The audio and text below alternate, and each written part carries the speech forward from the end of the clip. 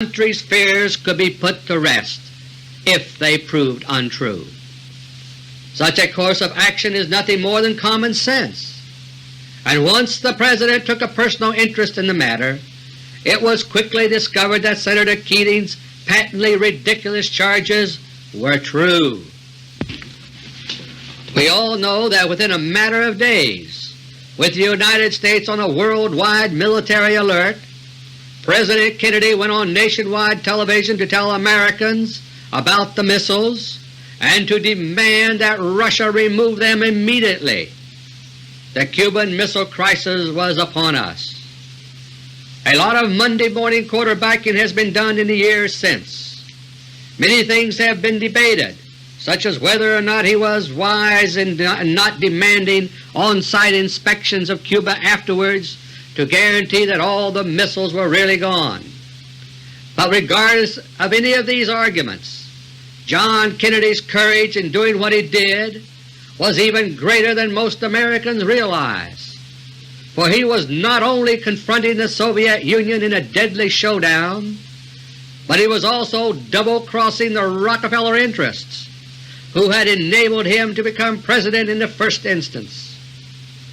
By exposing the Cuban Missile buildup and stopping it just short of fully operational status, John Kennedy threw a massive monkey wrench into an attempt to speed up the schedule of nuclear blackmail, which is part of the Rockefeller plan for complete control of America, in cooperation with their ancestral home, Mother Russia. Thanks to Kennedy's action, an entirely new missile base in the Caribbean would now have to be found and developed to replace Cuba. As I say these words, this job has been accomplished.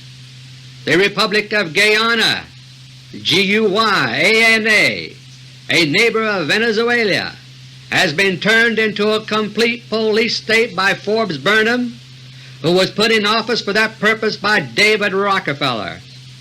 The Temera airfield in Guyana, 25 miles outside of Georgetown, bigger than JFK Airport in New York, was prematurely turned back to Guyana in 1965 by President Johnson in obedience to Rockefeller orders, and it is now ringed by offensive nuclear missiles targeted on the Panama Canal and on cities in the United States. I have been warning about this situation for more than a year, but to no avail. The removal of the Cuban missiles also meant that Russian military superiority over the United States would have to be achieved by a slower and harder way over a period of years. American military research and development would have to be stalled while Russia went all out to catch up and surpass us. The Vietnamese conflict, into which we were already being dragged for other purposes, could prove the ideal tool for this, causing us to waste our military resources by grinding up massive quantities in war without focusing much on improving military technology. But here too Jack Kennedy was getting in the way. Before he was killed, he had already initiated a sequence of events which were to reverse an increasing Vietnamese involvement and extract us from the Indochina combat scene relatively quickly. All of this meant that Jack Kennedy would have to go. He had launched his new frontier with an idealistic view of an ambitious governmental program which had been put together for him by Rockefeller agents for purposes quite different from those he himself envisioned. But he was beginning to see the light about what was really going on, even stating in a broadcast that, quote, Castro was a tool of an international conspiracy, unquote.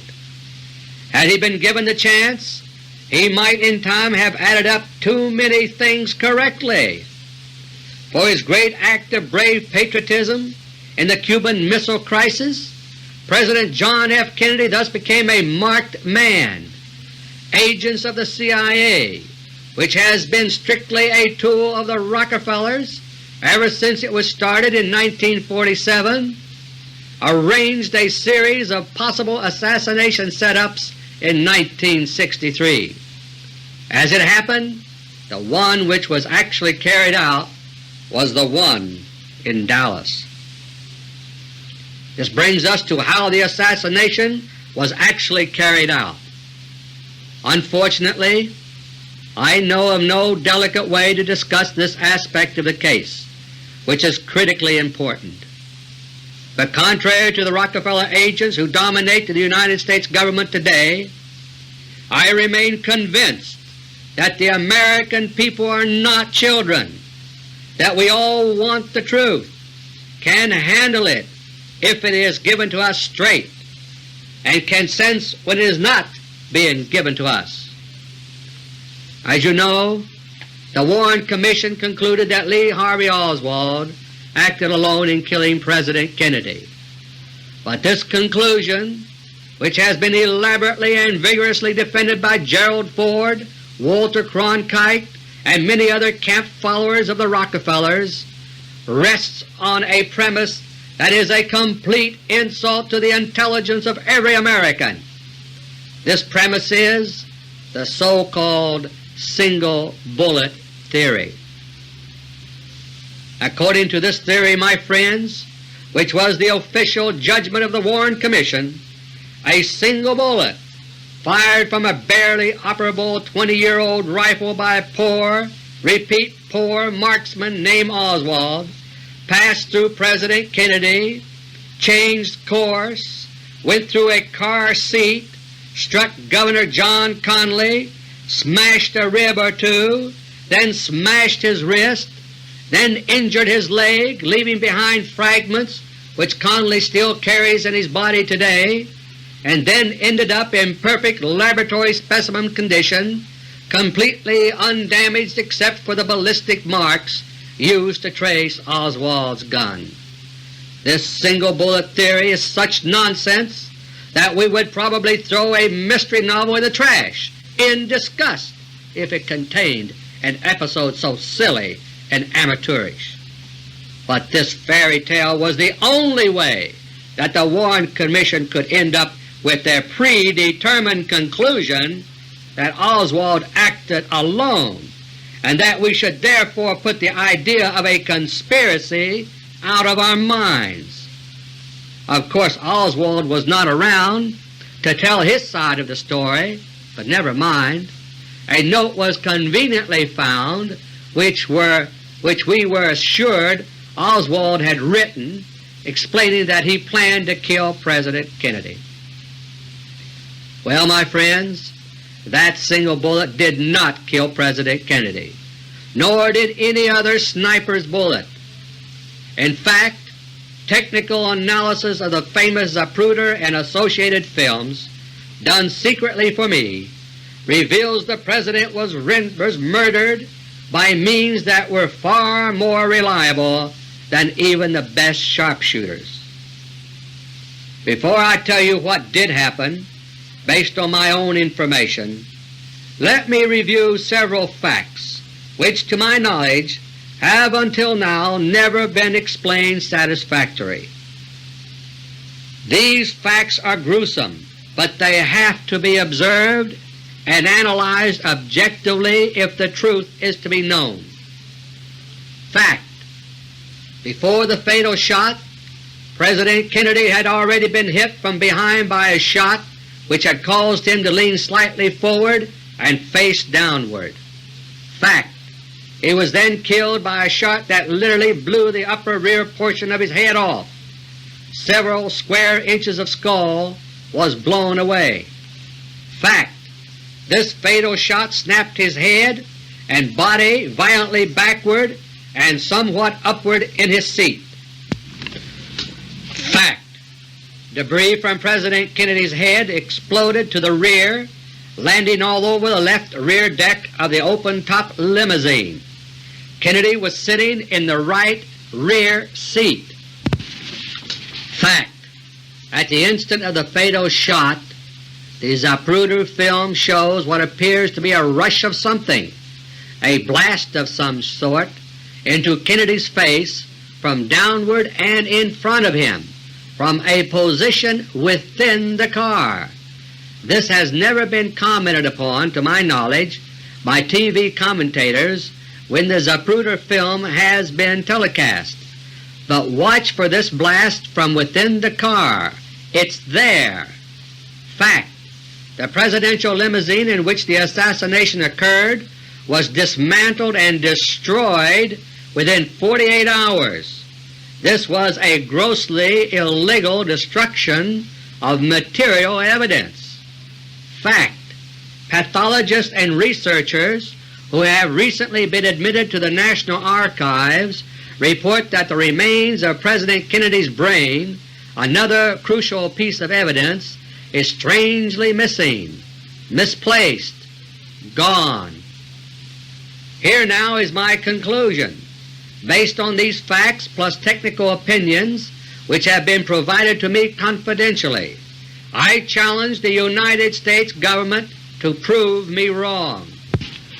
The conspirators left nothing to chance or the vagaries of marksmanship.